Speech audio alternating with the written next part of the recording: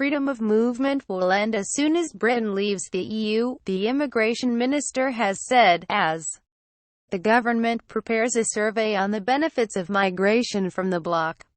Brandon Lewis also confirmed that the government intended to reduce net immigration to the tens of thousands, a promise the Conservatives have failed to keep since taking office in 2010, though he refused to say it would be achieved within this parliament. Hardliners won't like this soft Brexit plan.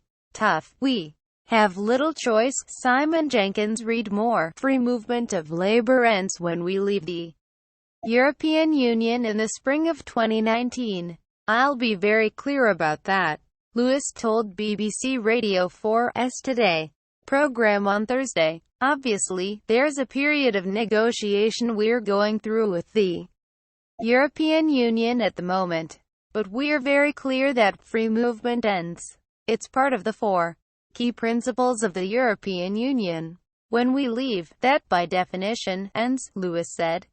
His comments appear to run counter to recent reports that the government is willing to allow freedom of movement to continue during a transitional period lasting 3 or 4 years. The remarks are likely to alarm businesses, which would have less than 2 years to prepare for an end to free movement of labor with the EU. However, it could be that while freedom of movement technically ends with Brexit, the arrangements are still replicated during an implementation phase. In a sign this may be the case, Lewis reiterated the Conservatives' commitment to reducing net immigration to less than 100,000 people a year, but he refused to say it would be met by the end of the parliament, claiming that it was impossible to do so while freedom of movement remained. EU citizens in UK.